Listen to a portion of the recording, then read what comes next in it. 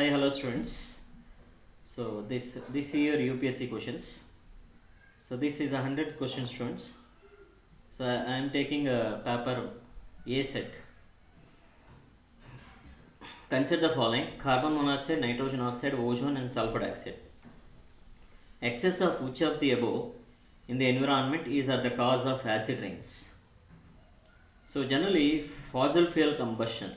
So fossil fuel is one of the major reason for acid rains, students. Fossil fuel combustion results in release of carbon monoxide, carbon dioxide, sulfur dioxide, nitrogen oxides. And these sulfur and nitrogen oxides react with humidity present in the atmosphere, and it results in formation of sulfuric acid, nitric acid. Sulfuric acid as well as nitric acid, which are the major acids that are present in these acid rain, students. Major acids present in the acid rains. Okay, now. So based on this, you can go through the answers, students. What is that? Nitrogen oxide, sulfur dioxide. Okay, now answer B is correct. And remember that this is a weak acid, these are the strong acid. These are the strong acid, and this reaction takes place in presence of sunlight. Hence these we call it as a photochemical reactions. And next one is, students, consider the following statements other than those made by humans. Nanoparticles do not exist in nature. Nanoparticles of some metallic oxides are used in manufacturing of some cosmetics.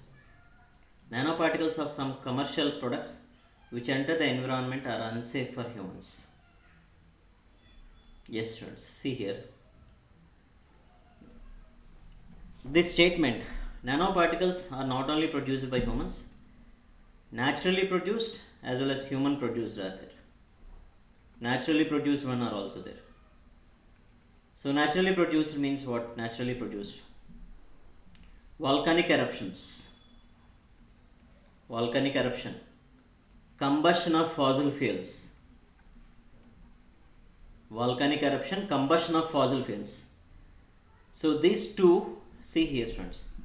Synthetic product produced nanoparticles plays an important role in nanotechnology, no doubt in that. And next one is, in addition to this commercially produced nanoparticles, there are many nanoparticles are not only produced by this modern technology, students. They are also created by natural process like volcanic eruption as well as forest fires, as well as combustion of fossil fuels also, students. They are naturally produced are ultra fine sand grains, students. They are very minute in nature. Okay, now, and they enter into the atmosphere. Combustion of fossil fuels means particulate matter 2.5 microns, particulate matter 10 microns, particulate matter 1 micron. These are all comes under these nanoparticles only, because they have a nano size. Forest fires, volcanic eruptions, black carbon. We can say example black carbon. So hence statement 1 is wrong. 100% wrong. 1. And second is series. Nanoparticles of some metallic oxides are used in the manufacturing of cosmetic products. Best example is titanium oxide, which is used in the lotions, sunscreen lotions. Hence this is correct. Nanoparticles of some commercial products which enter the environment are unsafe for humans. Yes, they are really unsafe, because without proper research we are releasing into the environment, students. We don't know what exactly how it affects the humans, either positive effects or negative effects. Okay, now negative effects are there. Why? Because if it takes a particulate matters from the lungs, it will directly enter into the blood and it causes heart diseases. Students. Hence this statement is correct. Answer is 2 and 3, students. Answer is 2 and 3. Next question. Which of the following statement best describe the role of B and T cells in the human body?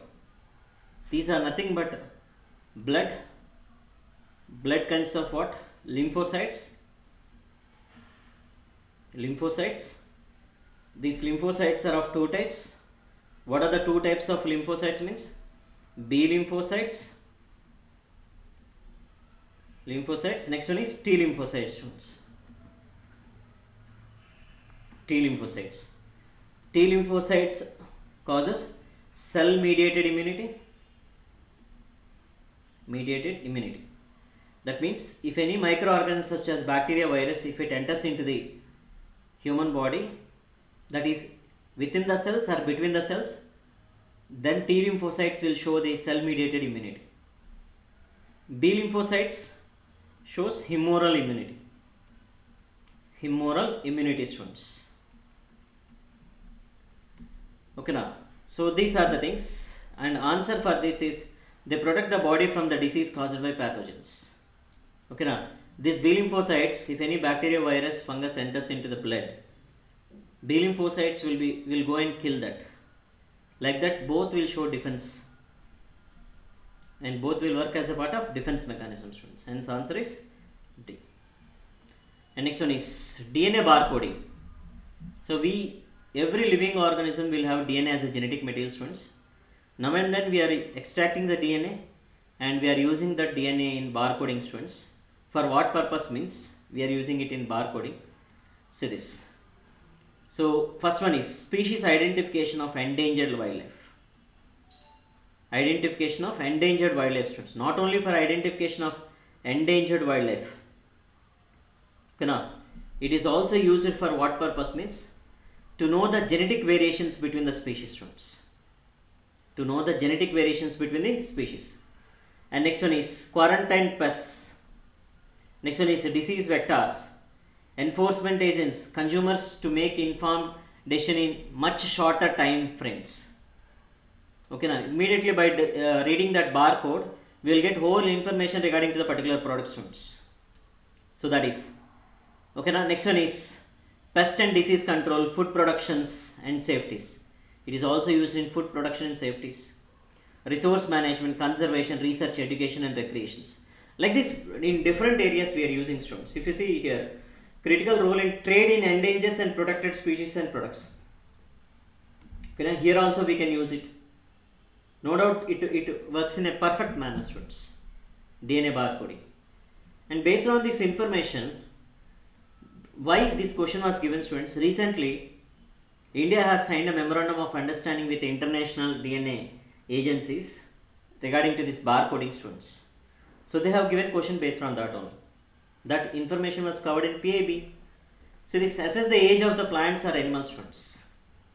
Distinguish among the species that look alike. It is identified undesirable animal or plant materials in food processings. So we have read about this students. We have read about this what? Last statement. You know about this last statement. Okay now.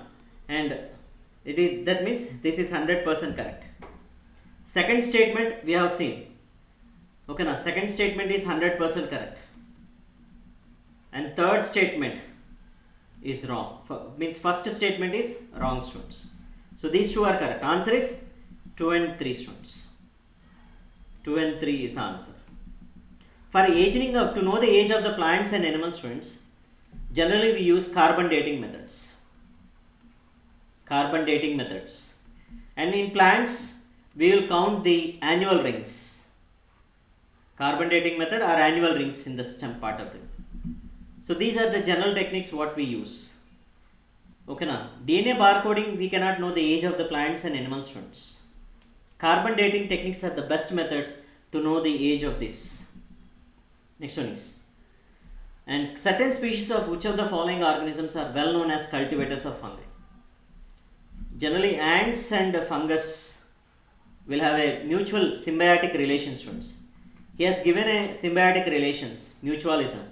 Ant and fungus will have a symbiotic relations. What symbiotic relations? Ants will feed on leaves and especially leaf cutter ants leaf cutter ants. They will cut the leaves and they will make the leaves to degrade in their ant houses. And when this degradation happens, or when the ant that feed on this leaf, as a part of digestion, it will excrete it out after digestion. And on that, whatever the minerals and nutrients are there, that will be utilized for fungus for the growth. Like this, they are mutually beneficial to each other, students. Hence, answer for this is ant, students. Okay, na? A good example of symbiotic relation is that between a leaf cutting ants and fungus, wherein the fungus gardens. The ant cultivate the fungus by cutting the leaves and carry these leaf fragments to the fungus gardens. The fungus then grows on the plant material, students. And this we call it as a symbiotic relations. And this we call it as a mutualism, students. Okay, now. So this is part 1 question.